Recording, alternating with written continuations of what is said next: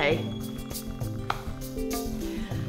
Have you ever noticed how difficult it is in life to live it in a way that we come from a place of, I don't care what people think of me, I'm just gonna do what I wanna do. How easy is that for you? Honestly, on a scale of 1 to 10, how easy is it for you to do whatever you want in any moment, any time, whether it's with your family, your relationships, your business, friends, whatever, business connections, networking events, just do whatever you want? How easy is that? How is it different in different moments? Or conversely, on a scale of 1 to 10, how much do you pull your punches and always do a sort of calculation in your head? If I do this action, then people will like me. Or if I do this action, then I'll be accepted, or everything will be okay. I won't be rocking the boat. That calculation, I think, happens for most people most of the time. The desire, the need to be liked, to belong to the group of whatever it is, to not be rejected, to not be kicked out of the tribe, basically, feels almost like a survival instinct. If that happens, we're gonna die. It's like almost a primal fear that people don't like us, or if people don't like us or approve of us. Tim Urban is a wonderful long-form blogger, and if you Google Tim Urban and mammoth, like a woolly mammoth, he has a wonderful piece around where that instinct comes from, why it completely makes sense, totally fine that you do it, and what to do about it, and how it's unnecessary. It's kind of a vestige of a real thing back in the past when we lived with 40 people in a tribe. If they kicked us out because they didn't like us, that might mean that we might die because wolves and bears and snakes and tigers and no fire and other such things, right? But we don't live in that kind of world anymore.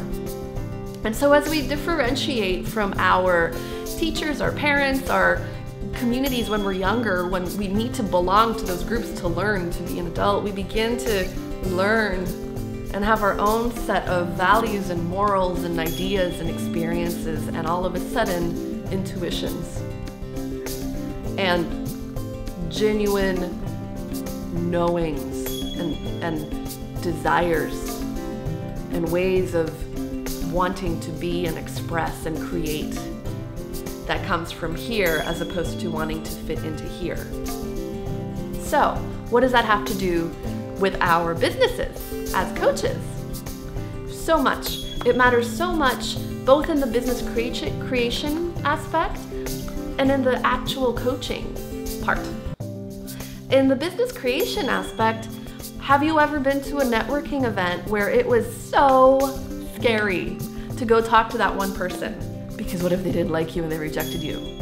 Or a whole room full of people that were doing something that had nothing to do with what you were doing, or they were at a certain kind of level that freaked you out because you had all these ideas in your head about what these people were all about, or you put all sorts of judgments that they had projected onto you, which are complete nonsense, but we have all these ideas about what people think about us. And so we'd be really nice. I know a lot of coaches, we're really nice, and we're non-threatening, and we don't really make a lot of noise, and we don't put our hand up, and we don't stand up when it's somebody's turn to say something, because what if people don't like me? What if people ignore me? What if I make a fool of myself? What if I humiliate myself? What if I'm rejected and I can never come back? What does that mean about me? Oh my goodness. Totally normal. Happens to me almost every time. I'm kind of an introvert. When I'm in a room of people I don't know, I'm very nervous and have to snap myself out of it and start playing with it. How many compromises have you made?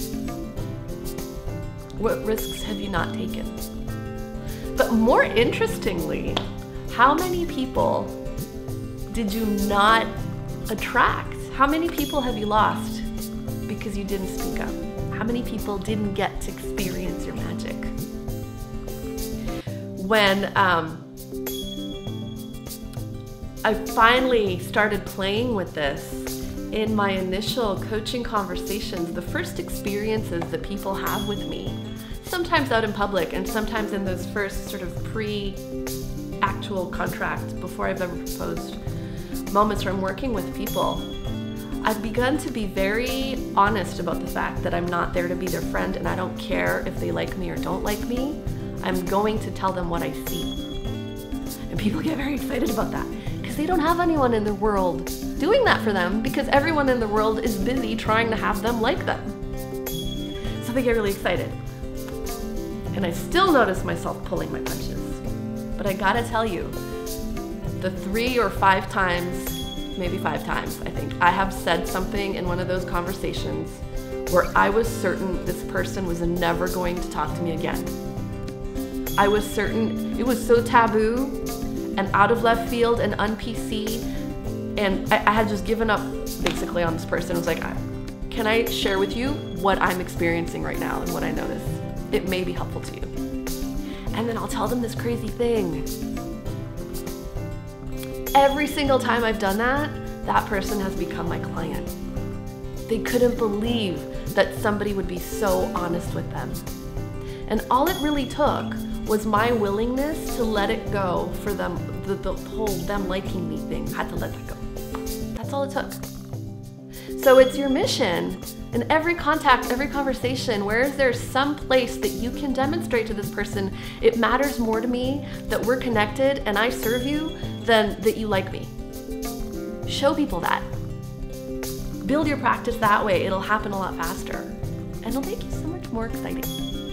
And then in your actual coaching, if you really want to create transformation for people, it's in the agreements right up front. I'm not here to please you. I'm not here to be your friend in that way. I'm here to be even more friendly than that, to truly serve you. I'm going to tell you the things that nobody else will.